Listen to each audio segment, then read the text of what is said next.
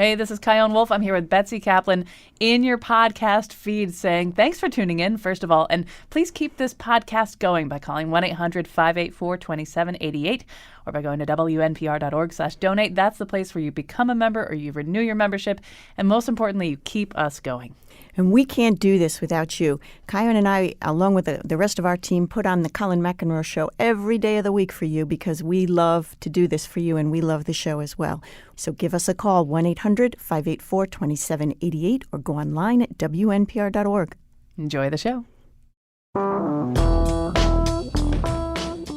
So welcome to the show, and well, let me just begin. I'll begin on a personal note. So like a lot of people my age right now, I'm a little confused about where meaning is supposed to come from in my life, and I go through periods where I don't like the way I'm writing, I don't like the way I'm doing my radio show, I've stopped going to church. A lot of you know I was for a while going pretty religiously, you might say, to church. I have stopped doing that, and so it's kind of like... there's something missing, and I don't know how to get it. And I've halfway to jumping out of the plane, and there's nothing in my parachute. We're going to talk about that today with some people who have pursued the answers in maybe less conventional settings, or just realize that to some degree or other, people wind up having to make their own experiences of spiritual truth as opposed to waiting for them to be provided, or not. But anyway, let me tell you who's here. Mark Silk is here. He's no stranger to people who listen to our show. He's been on with us lots of times. Professor and director of the Leonard E. Greenberg Center for the Study of Religion in Public Life at Trinity College. Mark also writes the Spiritual Politics column at Religious News Service. Chris Grosso is a youth mental health facilitator at Newport Academy, the author of 3 books, most recently Dead Set on Living, on making the difficult but beautiful journey from, I can't say that part, effed up to waking up, published by Simon & Schuster. But I've also been reading his books, The Indie Spiritualist and Everything Mind. And he is going to be at the Mark Twain House tonight from 7 to 8:30 for a conversation with Mirabai Bush. And tickets can be purchased at marktwainhouse.org, part of the Mark My Words series. Yada, yada. Okay. So, but go see this tonight. I think that we're going to whet your appetite for this conversation. But Mark, I'm going to begin with you. You know, we've talked in the past, I think, about the so-called nuns. It used to be when we were talking about religion and nuns, we spelled it N-U-N-S. Now it's N-O-N-E-S. It means a different thing. And it means, well, you should say what it means. What it doesn't mean is that all of these people have abandoned all hope for spirituality. No, it really means... those people who, when you ask them, what is your religion, if any, they say none. Mm-hmm. And it really is people who are, who don't find any religion that they identify with. But that's not to say, as you imply, that they have no religious beliefs or spiritual beliefs. Many of them believe in God or say they do. What they mean by God is a question we can explore.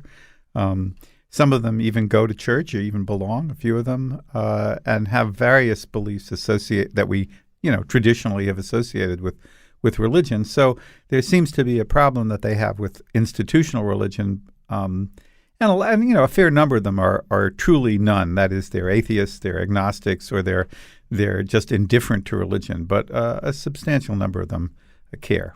So, and Chris, for you, your journey, it's still going, I think, but it certainly has been a story, and I don't know how we would even, I have to have you back and just do a whole show where we tell your story. But it hasn't necessarily involved always traditional organized religion. Why didn't that work for you? You're obviously somebody with a real thirst for spiritual truth. Yeah, I feel I was very fortunate growing up in a home where my parents did believe in God but did not force church upon me. So many years later, when I was about 24 and kind of stumbled onto the spiritual path, quite literally, I had a very open mind towards it. But prior to that, I was atheist. I did not know there was a difference between religion and spirituality. Like a lot of people I meet still don't know that difference. But I learned about that from a professor at college. I was going there to work on a degree, and she gave me this book by Eckhart Tolle called The Power of Now, which is a very, very famous book. This was back in 2004. And that started my journey. I remember reading the introduction, and by the time I finished that, I knew my life would never be the same. So, Mark, when we parse all this stuff generationally, and so I should say a little bit more about Chris. Chris is earlier in his life, he was very involved in the hardcore punk scene. I don't have any examples of his music back in those days, but it probably sounded a little bit like this.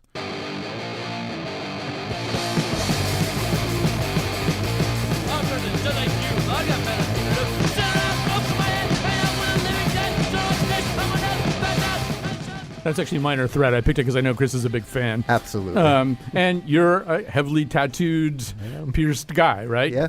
So, and how old are you?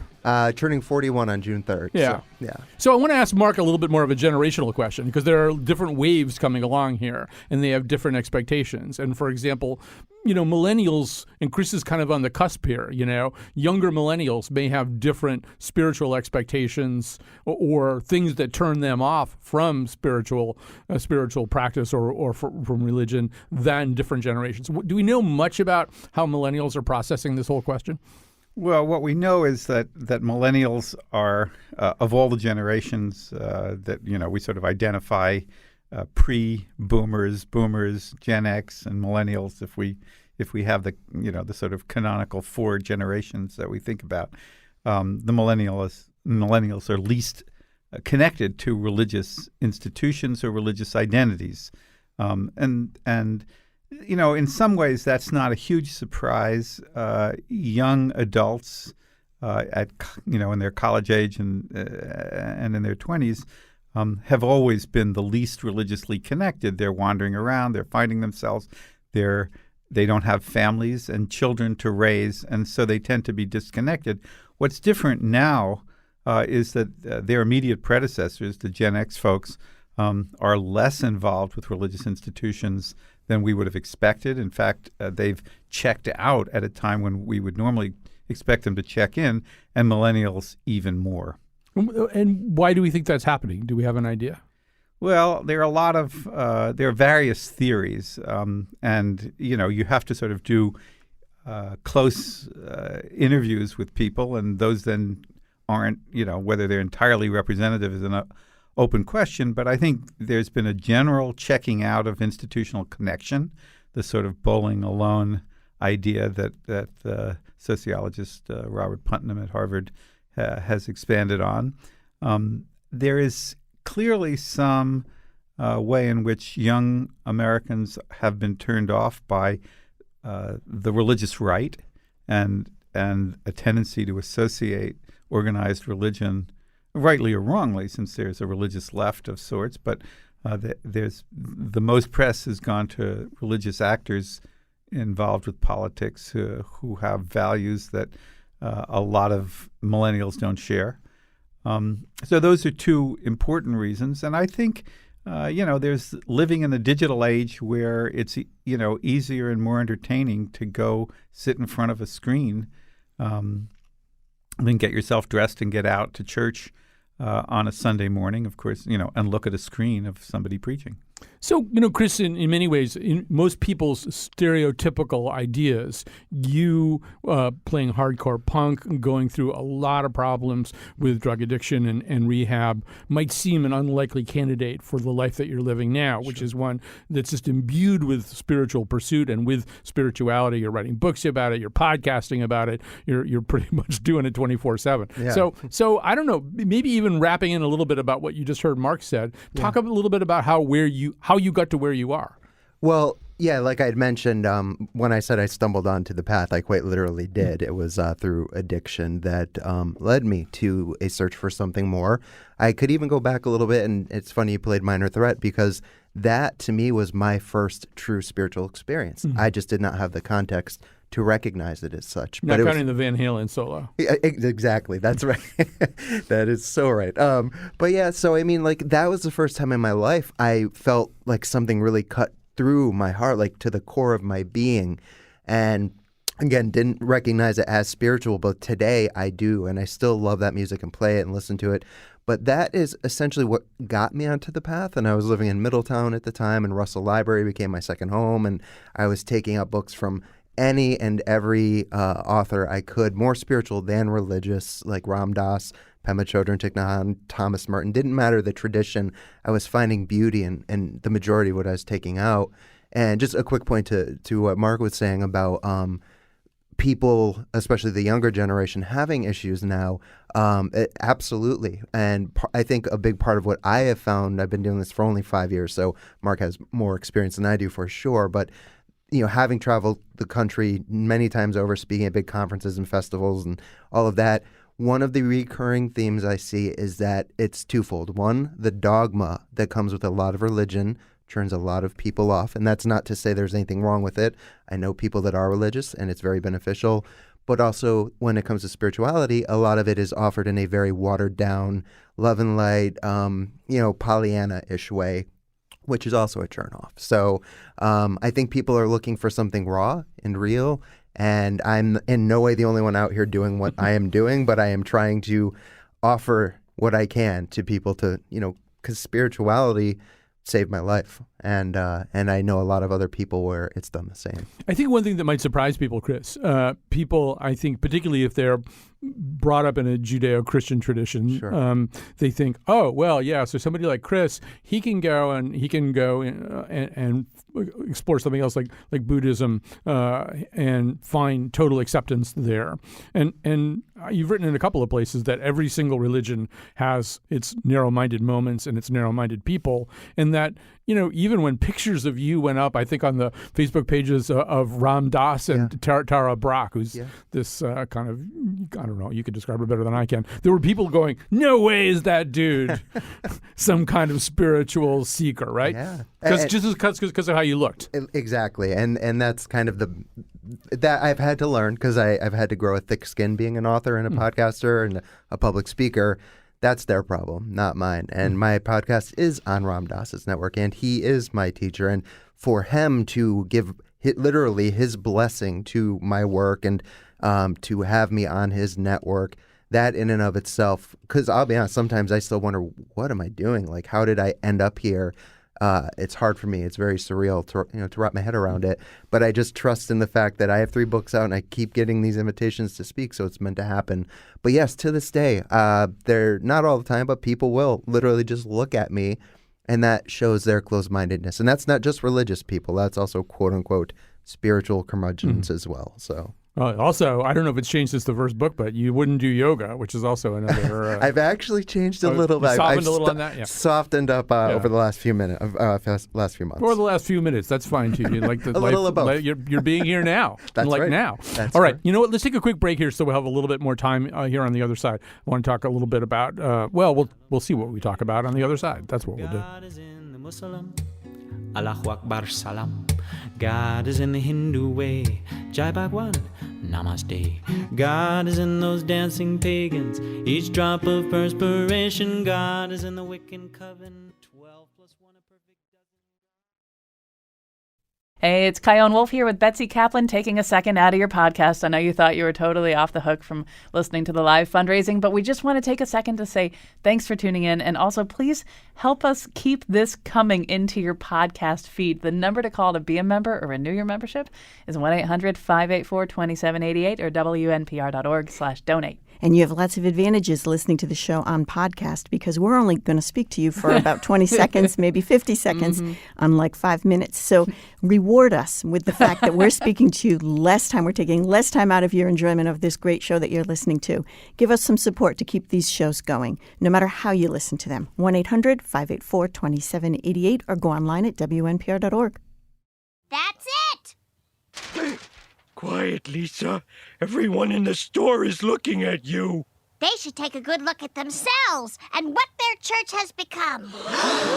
Lisa, it's still the same basic message. We've just dressed it up a little. Like the whore of Babylon? That is a false analogy. No, it's not. It's apt.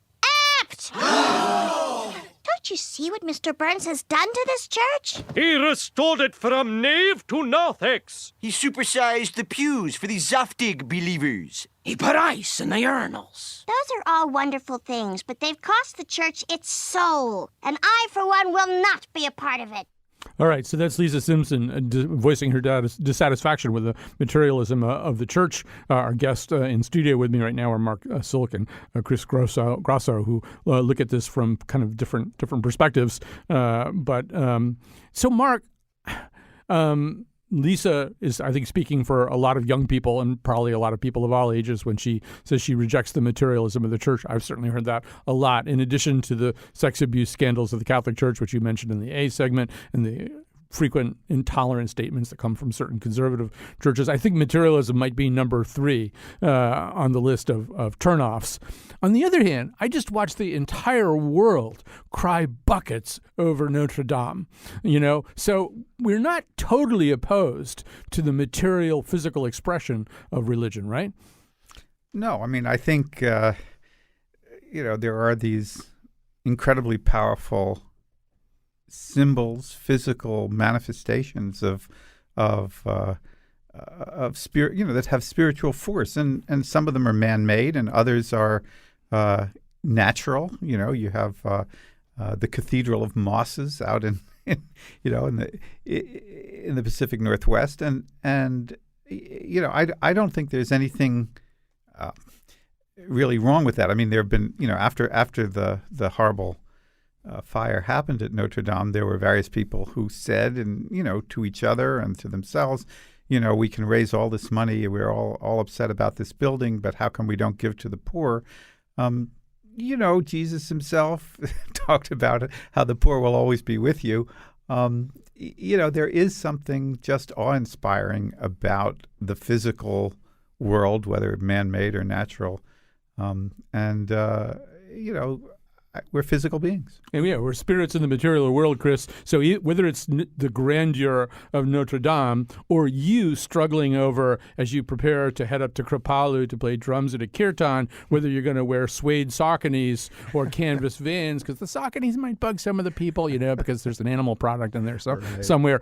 We can't really ever get out of the physical world. No, absolutely. And that was still very much part of, and that's why I try to throw myself under the bus as much as I can, because I just use myself as a test subject in my books, but that was very much a part of my spiritual materialistic phase, and still worrying about things like that. And at the end of the day, to me, what spirituality has come to mean, at least for today, is that peeling away instead of caring about the outside. I stepped onto the path and I was still punk and hardcore and loved underground hip hop, but I was now a spiritual person, and I was spiritualizing my ego rather than really peeling away those layers and going deeper and meditating and using visions of Christ or Buddha or Kali, which I very much do. So I am in no way, I'm only anti-religious in the sense of when it gets in the way, when people are closed-minded, when wars are fought, when bombings happen. But other than that, I look at the mystic core elements of each of these great wisdom traditions, and I think there's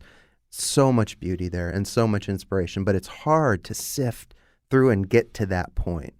So, Mark, it's probably worth noting that the history of Americans and their relationship to organized religion is the history of rejection. That rejection of religion didn't start now. I mean, all those new American religions that came into being towards the end of the 19th century, whether it's Christian Science or Jehovah's Witnesses or Mormonism or Seventh-day Adventism, I mean, these are essentially rejections of some prior orthodoxy, that we've been kind of a spiritually restless nation pretty much from the get-go.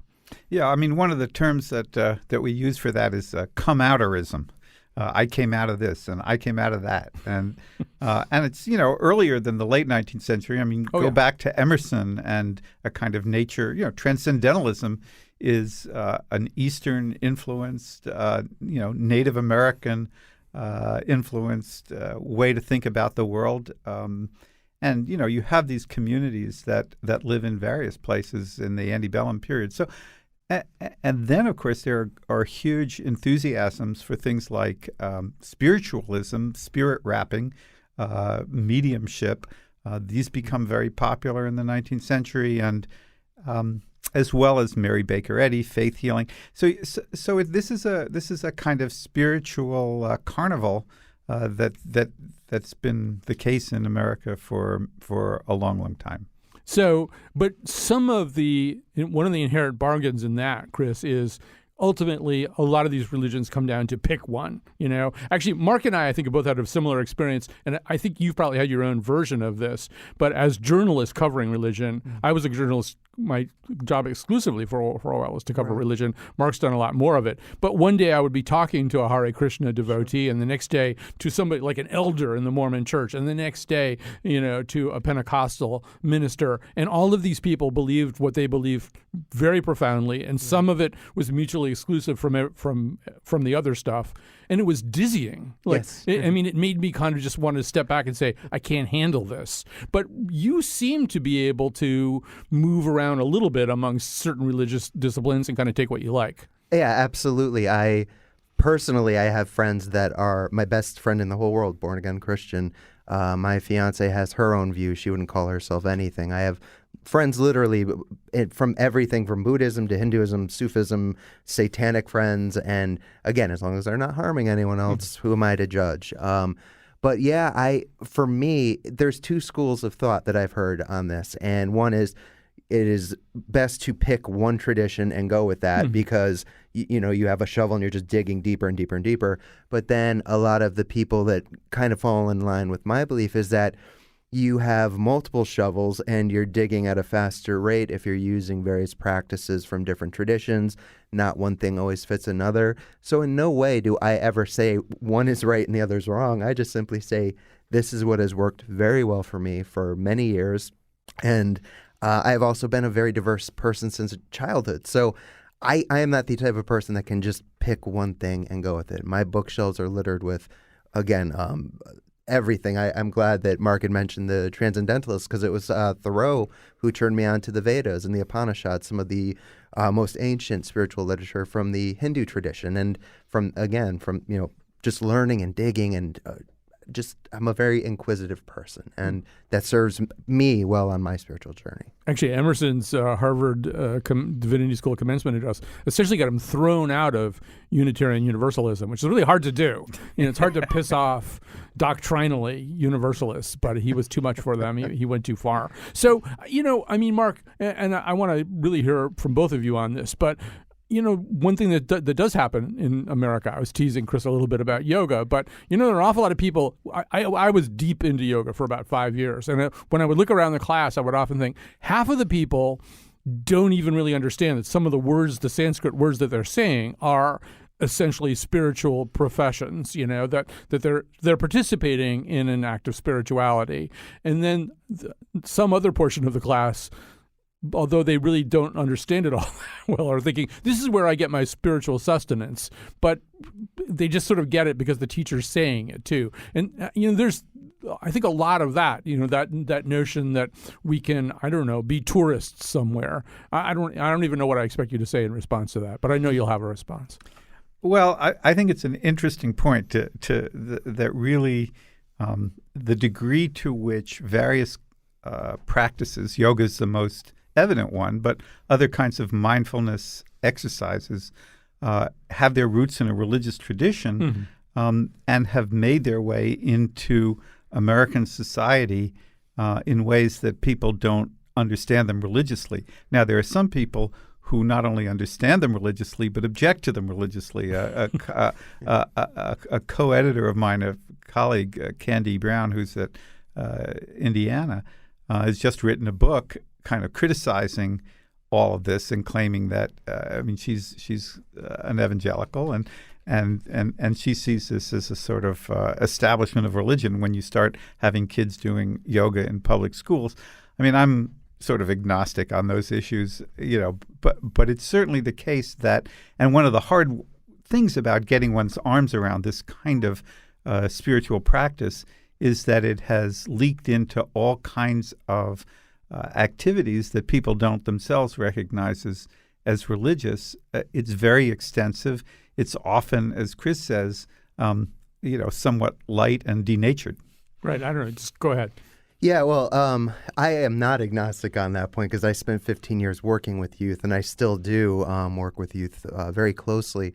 And I think things like mindfulness and yoga are extremely beneficial, especially at such a young age. And I know down in the Bible Belt particularly, it's very much frowned upon, and it's related to satanic things, and people that just unfortunately don't understand necessarily the actual roots. And since it's not traditionally Christian, then it's inherently evil, and that couldn't be further from the truth. The one thing that I often come back to is I had interviewed a wonderful couple, Stephen Levine and Andrea Levine. Stephen has since passed on. Andrea is still with us.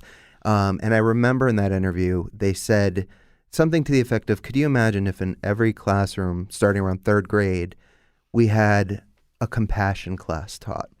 We're taught math, we're taught this or that. And that really struck a chord with me. And then, I've talked about that, and people say, well, that's what's supposed to be taught at home. But I've worked in, and I don't like this term, but for lack of better words, at-risk, schools. I've worked in these areas. And unfortunately, a lot of the time, more of the time than not, those things aren't taught at home. So I think that could be a preliminary shift for the nature of the whole world. But if we're speaking about Western culture, I think that'd be wonderful. Although I want to follow up on that. Sure. We only got about a minute and a half left, so we have to make this pretty brief. But, I do think, I don't know, Mark and I are getting to an age where people say, well, you want to work on your balance so you don't fall over, you old geezer. You better start taking Tai Chi. Sure. So, and we go, okay. But, I mean, we think that we can do that without participating in what is essentially a spiritual practice with some fairly abstract and non-secular concepts attached to it. Yeah. And I don't know, are we deluding ourselves, or are we cheating ourselves out of the spiritual part of neither? Okay, I don't think so at all. I know we're short on time, but I think yoga, I think Tai Chi, I think any of that can be done because it is beneficial to our well-being. Mindfulness, meditation, for example, there's nothing inherently religious about our breath. No tradition owns it. So that's why I think meditation, though it comes from the East, it is not necessarily a Buddhist or Hindu practice. It is a practice of breath, period. So I don't think you have to attach these things to it. Someone might say that's cultural appropriation. That's up to them. But no, I personally don't think that's a disservice at all if it's helping you in your health, and then you get to go on and do these great shows and help other people. So it's all good to me. Anyway, talk about cultural appropriation. They took over breath, It was like the Christians never thought of that. Like breath, wow, we should have emphasized breath more. Then we'd actually have kind of a franchise there. All right, we're going to have more of Mark and Chris after this. There's a quick break coming up here. As you know, we are in the middle of a pledge drive. If you like a conversation like the one that we're having, please think about don't just think about supporting our show. Support our show with a phone call to 860-27, no, that's the wrong one, 1-800-584-2788. I can't believe I flubbed that number. I know that number in my sleep. 1-800-584-2788, or you can go online at WNPR.org and see all the gifts that we have. But really nice people who are less incoherent than me are now going to explain to you why you should do this. You should pay attention to what they say. And I'll be so grateful if you do support what we do. Job is giving it to strangers. God is in the beggar's cup. Sometimes. And we're back. And so usually Chion Wolf would be reading some credits here, but I forgot to write them.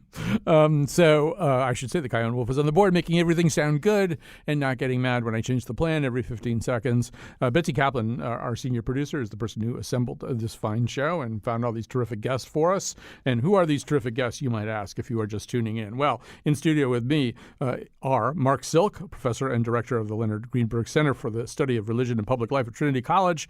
Mark also writes the Spiritual Politics column at Religion News Service, and Chris Grosso, who is a youth mental health facilitator at Newport Academy and the author of 3 books, most recently Dead Set on Living, on making the difficult but beautiful journey from effing up to waking up. There, I did it better this time, published by Simon & Schuster. Now joining us by phone is Tony Carnes, editor and publisher of A Journey Through NYC Religions, and he has been exploring, well, I should let him say what he's doing. So, Tony, this is a pretty fascinating project that you've undertaken there in the 5 boroughs of New York City. Well, thank you for having me on, Colin. I hear you're a guy with serious fun, so I'm looking forward to it. Okay. We go down every street, 4,600 miles of street, and we stop at every religious site and talk to people and do some photographs, and you really see some quite amazing things. You see church cafes opening up, and then maybe opened up by Hindus in a neighborhood, and then they invite the evangelical Christians to hold their sort of night gathering for the young adults in their cafe. And so you see these mixes and matches. You see a pastor giving a Bible study in a mosque, and an imam talking with and holding meetings with rabbis. And so this mix and match is somewhat it's exhilarating, it's innovative, but I would say going down the street and stopping at each place and seeing the energy of the people that are the believers that we stop with, and they're all types, is just something it's life-changing, because you see this energy in the city that largely goes maybe unnoticed, but not unnoticed in their networks, and it's a wonderful thing to do. I recommend anybody just to step out their house and walk down the street and stop at every religious site and go in and talk to them. I'm going to have you give. You gave some general examples there, but I'll have you get specific. A cafe called Panorama of My Silence. Can you tell us about that one? Oh, that's right. Well, that cafe is in area on the eastern part of New York City, in a little area called Briarwood, which is just beyond Forest Hills, but not quite to Jamaica, Queens. And a group of Hindus decided they would come into a neighborhood and live in this neighborhood of Briarwood, and they set up some cafes and some other places and a auditorium. But the cafe is Panorama of My Silence Heart, and it's a wonderful cafe. It opens up on a group, an evangelical Christian group called Oasis, which is basically a sort of a place where singles come to meet each other to see if they want to date or something like that while they're going to church. They need a place to meet, and so the Panorama of My Silence Heart said, well, why don't you come and meet with us? And they did for a while, and they have, of course, they have a low-key sort of invitation to their faith on the walls, and they are all followers of one particular 1960s famous guru named Sri Chinmoy. Oh, yeah. And, in fact, I walked by and was writing for our online magazine, and people were saying, do you want to go to, this was some time ago, and they have, it turns out, in that little neighborhood, they have sort of hidden away a very big sort of, not a stadium auditorium, but a small place where it has people can sit all around, and they were remembering Sri Chinmoy's passing.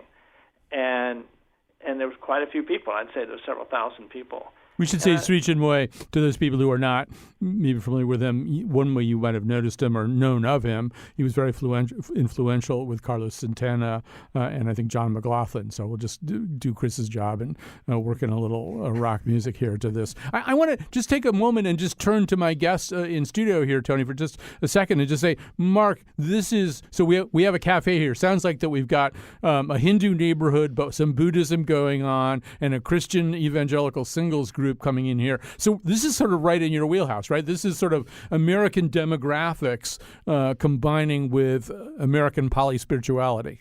I think that's true with a strong element of New York City ethno-religious community. One of the things about New York especially, but really the Middle Atlantic states, is that people are in tribes, and they understand that tribes are sort of separate places, but that they can get along. And so when you want to call out different tribes, and you know, they sort of accept each other. It's the long history of the Middle Atlantic states. New York is continuing that tradition with these different groups who sort of bump up against each other and actually, for the most part, get along pretty well. I'm not astonished at this, but it's great to hear. Chris, it sounds to me like Panorama of My Silence is a Chris Grosso place if I've ever heard of one. You should do a live podcast from there. I would love to. I think that that's wonderful when you have this celebration of diversity and so much available in such a small area. I think that's wonderful.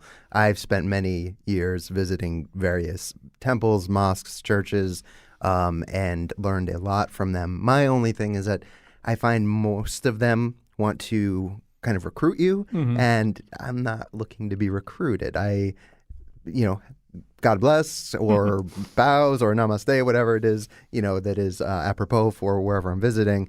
But that's the one reason this day and age, kind of don't go into more formal settings. But like I've said, right along, to each their own, whatever works. I have to mention one more thing before I go back to Tony. First of all, I have to show off and say I actually met Sri Chinmoy at one point, and one of the reasons I was able to meet him was at that point he had two bodyguards, I guess might be overstating it, but they were kind of bodyguards, and they were the Hogan brothers who played football at Northwest Catholic in West Hartford. So everything comes back to West Hartford, Connecticut eventually. So, Tony, to Chris's point, I'm also wondering, are you always received happily when you go poking your nose into these religious places? Do people want to proselytize to you? Do they want you to go away? How does it work when you start asking questions? Well, most of the time, yes. We work very hard to practice sort of empathy and sympathy for people we're talking to, and people can pick that up because they don't. We just show up, but we've learned how to communicate to them that we really or really care about that they have some story there, some story the rest of us, even though we may not be believers like them, that the rest of us could really learn from, like how to run a cafe that's beautiful and not so intrusive but welcoming. And we have had a small number. We had some, but usually it's not the religious people. It's other people surrounding the neighborhood that we one time got stopped by some rogue counter-terrorist agents in Brooklyn, and they were not too friendly, but they turned out to be rogue and eventually got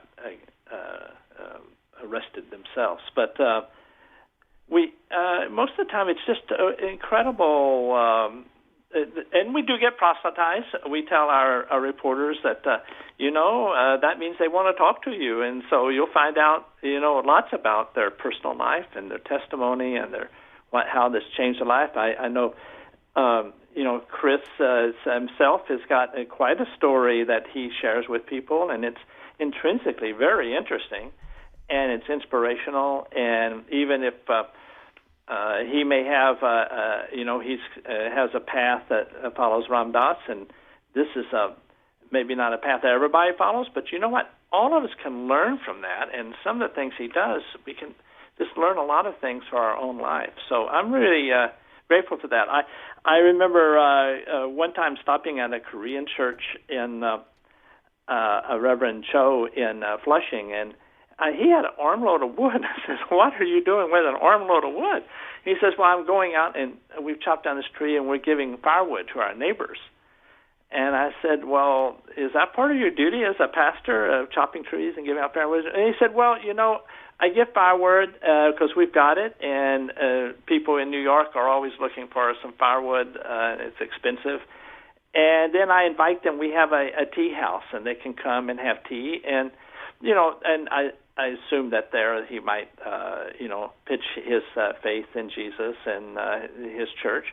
But he was just a welcoming, opening guy, and his method is going in the neighborhood with armloads of firewood and opening doors that way. Chop wood, carry water. It's very Buddhist.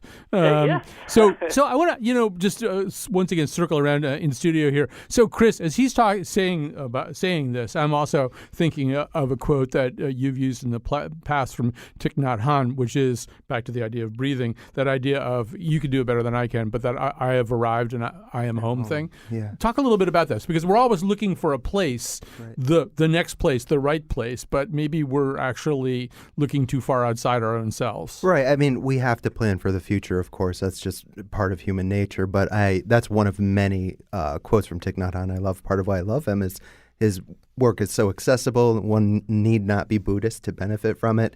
But that, and no mud, no lotus, of course, is another one I use often. But I have arrived, I am home. So that practice essentially is when you breathe in, you just mentally say to yourself, I have arrived. And as you breathe out, I am home. And that's just another form of mindfulness. And what he says by that is we are always at home, not literally the home we go to bed at, but we are always at home if we are here in the moment, not thinking about the future, the anxiety that comes along with the bills that need to be paid or what we need to do later, not stuck in the past and any of the guilt and shame that comes along with things we've done that we may regret, but we are here right now in this moment and we have arrived, we are home. And that's what I love is it sounds too easy, but it works. It is that easy. It's another just a very simple breath practice. And that way you are home, wherever you are.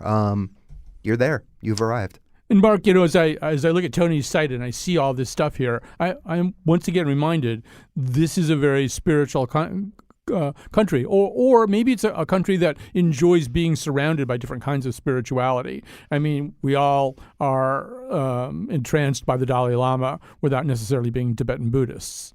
I think it's true, and I think in his own way, the Dalai Lama is kind of entranced with us, or at least, his concept of secular ethics is really a way of applying some Tibetan Buddhist mindfulness practices to all people, and the idea of e pluribus unum, thought of spiritually, is sort of embedded in the country. Tony, have you kept count? Do you know how many religious places, and this obviously, as we've made clear, involves cafes and all kinds of and people who are knitting, but spiritually. How many do you know? How many are in your index at this point? Well, we have between 8,000 and 9,000 are index, but I suspect there's probably 11,000 spiritual places in New York.